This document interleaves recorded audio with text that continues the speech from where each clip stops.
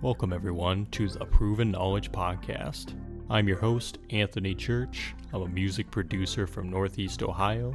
I began this weekly interview series to give you different perspectives from artists, producers, engineers, and other individuals in the music industry. In each episode, we touch on not only what has helped the person succeed, but we also touch on what has shaped them into the person that they are today. I hope you're able to gain some real proven knowledge from the show, and that it helps elevate you on your own journey to success as well. Let's get into it. What's going on, guys? Welcome to episode 259 here on the Proven Knowledge Podcast.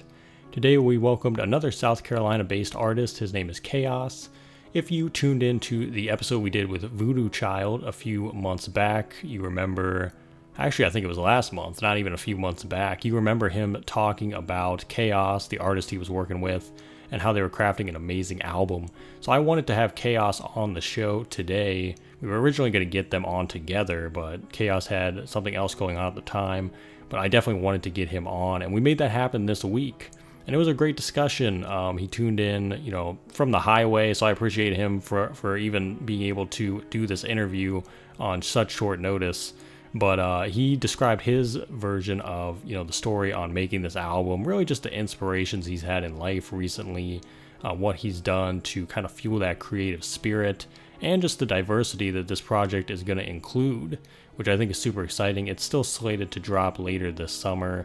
Somewhere between the summer and the fall time is what they're aiming for, but they have a few more singles they're going to be coming out with as well. And I can just tell he has a lot of great things that he's going to be touching on in this project itself. And just being able to hear his side of the story and really hear his side of working with VooDoo Child closely and the mutual respect that they have for one another, which again, if you haven't heard the VooDoo Child episode, go check that one out as well, because you'll hear both their perspectives and how they share a similar creative chemistry. But thank you to KHAO for stopping by, and next time we're going to have to get both these guys on for a co-pair episode, whatever, team up. It's gonna be super cool, so hopefully that will happen after this project comes out. But without further ado, let's get into this one. Alright, so welcome everyone to episode 259 here on the Proven Knowledge Podcast. Today we have another great artist out of South Carolina. We've been getting a lot of amazing artists from South Carolina, and he's actually a good friend and collaborator of VooDoo Child, who we had on the show recently. Everybody, please welcome KHAO to the show. How you doing, man? I'm doing good, man. How you doing? Doing great. And like I said, thanks for doing this. I know we wanted to get you on originally with VooDoo Child, but I loved the conversation I had with VooDoo Child, and he spoke very highly of you. And I know we talked kind of one-on-one to get you back on the show today. So I'm happy to have you here, man. And we usually have the guests give some, background info on how you got into music, kind of just some basics for those that might not know you and what you do. Okay, so KHAO, hip-hop artist based out of South Carolina. My name is actually an acronym. KHAO stands for King Has Arrived on Scene. I started doing music back in 2018, so I'm not too seasoned, but I got a little bit of experience in this, still growing. Started doing music found my love for music actually, I would say, during my freshman year of college, which was 2014. Had some roommates, we were all music heads. We all love hip-hop music. And so it started off, as just joking around, freestyling in the room, not knowing that, hey, in a couple of years, I'll be taking anything seriously. I come from a family, my immediate family, not too heavy on music. Like we listen to a lot of music. Like my dad was a big, Biggie Smalls fan, Big Pun, Grand Poobah, Kid and Play, a traditional hip hop head. My mother, she loved Prince, Tupac. My mother she has a very broad ear for music. She listens to country music as well. So just growing up around those influences, hearing that, kind of music, and then I'm the youngest of three. My closest sibling to me is my brother, so he's 8 years older than me. So I grew up, with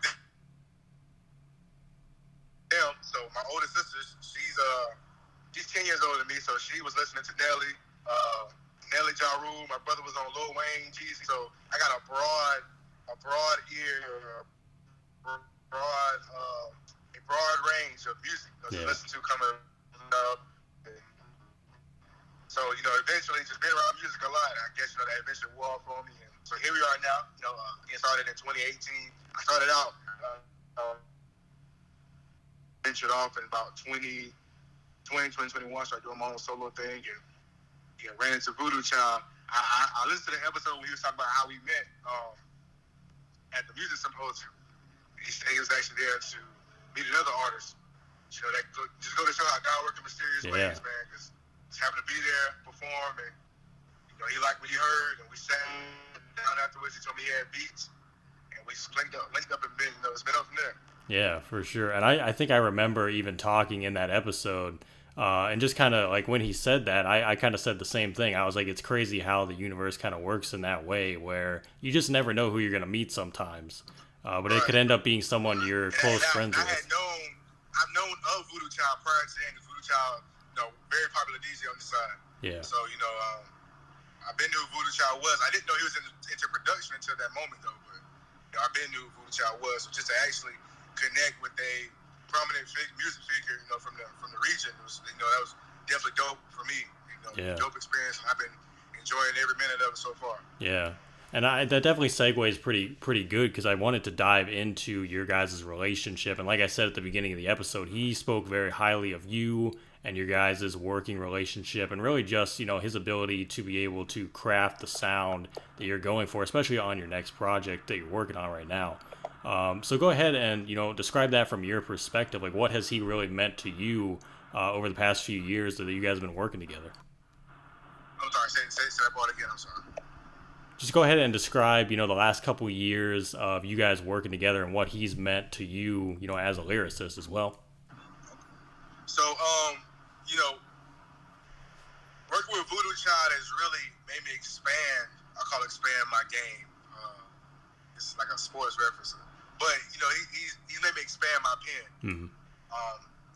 His production is, you can hear traditional hip-hop, but you also hear the other influences to the beats.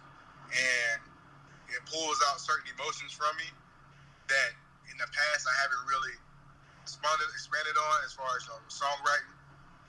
And he's really challenged me. Like me and him had a conversation probably like a month or so ago, and I was just saying how if I wouldn't have gotten that beat from VooDoo Child, I wouldn't be able to make the certain kind of songs that we think could really go as far as hits for this project. Mm-hmm.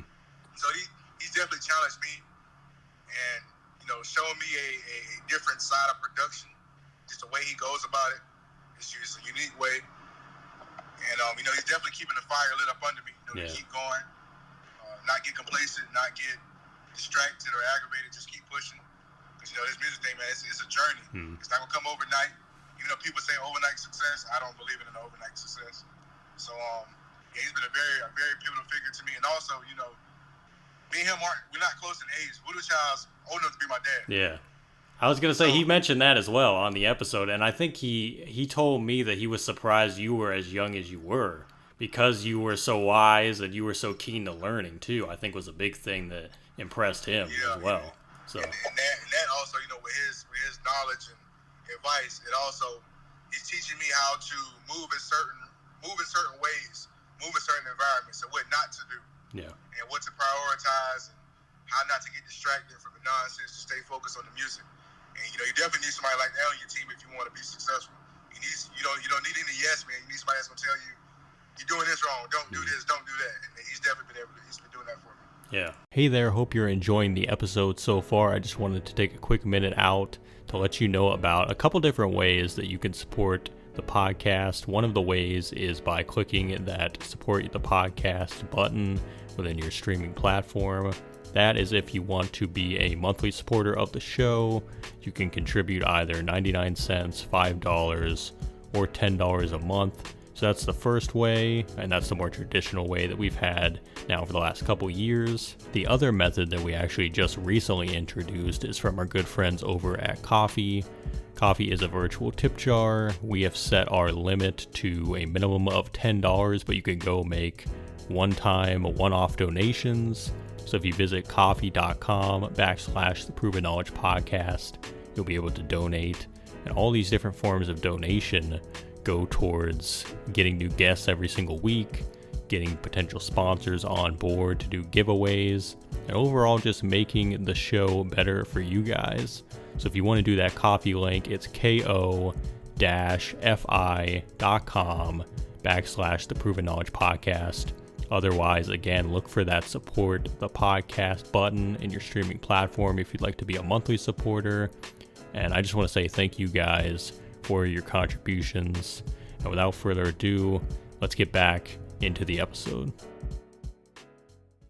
Well, that's incredible, man. It's incredible to have someone like that in your corner as well. And as far as the project is concerned, I remember he kind of described it to me as almost like a breath of fresh air. Like when people finally hear this project, it's going to be a breath of fresh air for hip-hop fans, for people that are fans of independent artists like yourself as well. And it's going to give people a snapshot of your sound and your style and what you're all about. So, like, give us that perspective for you as the writer, as the artist. What do you think people can expect from this project? I think people should expect a lot of relatability as far as from an artist standpoint to a real-life standpoint. Throughout this project, again, like I said, a lot of his beats brought out emotions that I never tapped into. Mm-hmm. And so it's a lot of storytelling about real-life situations that almost anybody can relate to. Even if you haven't been through it, you should know somebody who has been through it. So you can expect that. And you can also just expect just beautiful music, man. I mean, it's a lot of, I was transparent on a lot of these songs with myself. Again, just things that I wouldn't say embarrassed of in the past, but just things that I thought the average human didn't experience in life. They couldn't find out they have. Yeah. So I'm like, okay, this is real life, so there's no reason to be embarrassed. Just be creative, put it down, use your pen and put it out. So they can expect a lot of relatable topics on here. We got some bangers on there too. A lot of lyricism. We got a song on there. I don't want to give too much so soon, but we got a song on there, man, that's a lot of referencing to the movie Black Panther. Yeah. I think a lot of people will really like it. So, we have fun with this thing, man, and it's been a lot of dope music. And a lot of artists say, "Oh man, my project's gonna be different." But no, this is really different. So yeah. Yeah, well, it's like I said, he got me excited about it just from the way he talked about it, and I'm still very excited for it when it finally comes out. It sounds like a lot of diversity and a lot of different topics are going to be touched upon as well, which I think is super awesome. And as far as like release date, I think he told me summertime, somewhere in there. So do you have a distinct date already in mind, kind of picked out for when this one's going to be dropping? Yeah, we're aiming somewhere between summer and fall. Yeah. Along the journey of working on this project, we had a body of work done that we thought was good to go, and then we got connected with shout out to Miss Jamel Jones. That's who we're working with. She's a very helpful, very wise music consultant, but she, teaching us the proper way to release like singles. So we kind of put a halt on our plans as far as just putting out the full body of work. But yeah, we're still aiming for summer, fall time. We still got some more singles we're going to drop. We're actually planning to drop another single sometime maybe within the next month or so. Another dope single. Shout out to JB Sampson. So yeah, but we plan to drop it hopefully by the end of the year, summertime, fall time. Just trying to make sure we're hitting the audience we need to hit, hitting the markets we need to hit, so that we can get the most out of this project. Yeah. I think that's the best thing to do too, is to have the rollout kind of planned around it too, because you really are able to capitalize more on being able to get the right response that you're looking for. So like I said, man, I'm excited. Early congrats on the project, because I think it's going to be super, super special. So I'm excited. But my next question was going to be about what you've been doing like during the making of this project, other than creating the music itself. Like, what have you been doing to kind of free your mind? Any type of hobbies, any type of daily activities that have been helping kind of fuel the creativity behind the project itself? Like, what does that look like for you at this time? So my approach behind the scenes has been completely different from the music I've done in the past. Mm-hmm. I'm a firm believer that a lot of artists, your work, whatever work you put out, is somewhat centered around what's going on in life for you at that time. I'm a firm believer of that. And so the last few years have looked a little different for me in regards to family and just personal stuff. So I kind of fueled off of my life experience recently to boost this project or to enhance the creativity of this project. Finding different ways, different avenues to take situations that maybe aren't as joyful or aren't as pleasing and just using that to give a story. Hobbies wise, just go to work. I watch Godfather Harlem, a few series here that might give me a spark of creativity, or might go to the movies. And actually, it's a song that we're cooking up now that I was inspired by watching Bad Boys, the last Bad Boys that came out, Bad Boys 4. So it's stuff like that. I can kind of catch a lot of influences from random things, but again, this project has been different because life has been different. Yeah. And I think you'll hear that when you listen to my music. So yeah, I really, it's crazy because nobody has ever asked me this question, and now that I'm sitting here answering it, just realizing how different it's really been. In the past, I'll be around a group of guys, just be around the fellas, just get some energy that way, or just looking at my favorite artists and seeing how they did something and saying, okay, let me put my own spin to it. But this one was definitely different. I lean on a lot of moments, a lot of things that's happened with me, and I just kind of build it off of that. So. Yeah. I think that's how you know it's going to be a special project too, is because of those types of experiences. And it's like what you said earlier about how, sometimes you might be afraid to put that in a song because you might not know if like someone's going to understand you. But when you do, you realize there's a lot more people that go through the same type of things in their own life. So I think that's commendable. I think that really is, because it's something that not a lot of artists are comfortable doing. But I think for you, it's pushing the limits of your vulnerability. You know what I mean? Being able to do that and put that in the music. Like I said, I think it's just going to be all the more special when the project finally comes out. So congrats on that, man, for sure. Yeah, absolutely. And we're down to the last few questions here. These are ones I ask on every episode, and they're more life-related ones. The first one is, if you could go back 10 years ago and give yourself any piece of advice at all, or maybe not change anything at all, what do you think you would do? I give myself a lot of advice. First thing I would say is believe in yourself. Stop procrastinating. Go for what you know, and don't listen to any outside noise. Yeah. Even to this day, I find myself procrastinating on things, second guessing a lot, even when there's validation in the air. And I've never been the person to really seek validation from people or really need anyone's approval. But, sometimes we get in our own heads. Oh, and another thing I would tell myself 10 years ago, too, take life more serious. Because what you do now is just setting up for what the rest of your life is going to look like. Yeah. So, but that's not to say I have regrets, because I feel like what I've been through a lot to this music journey, and I wouldn't take it back for anything. But I would have done things a little differently. Yeah. It's kind of almost like pivoting a little bit. Right. Yeah. Right. Yeah. I respect that. And if we flip that then and we say 10 years from now, where do you think you envision yourself in music and in life in general? Oh, man. 10 years from now, hopefully I'm somewhere with my feet kicked up, looking at some plaques on the wall, seeing my family, everybody in good health. That's the goal. I know that sounds cliche, but yeah, I definitely want to, hopefully be a well-established artist. Yeah. Have my foot completely in the door. Hopefully that can lead to me, having my own label, my own entity. Also venturing in other business opportunities or business deals, and just being a successful individual, giving back to the community, helping those that are in need, helping those that were like me, who, just trying to find an avenue to get their music out there. That's what I picture myself as 10 years from now. For sure. I think that's what it's all about too, being able to give back in whatever way you know how, and helping who's next. So I love that, man. And do you have any final words of wisdom today for the listeners?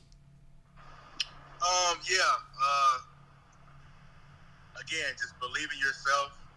And I just want to throw this out there too, because I know I'm based out of South Carolina, Florence, South Carolina to be exact. There's been a lot of violence going on, a lot of shootings, and that's all over the world, in all honesty. We gotta get back to loving. Get back to loving, man.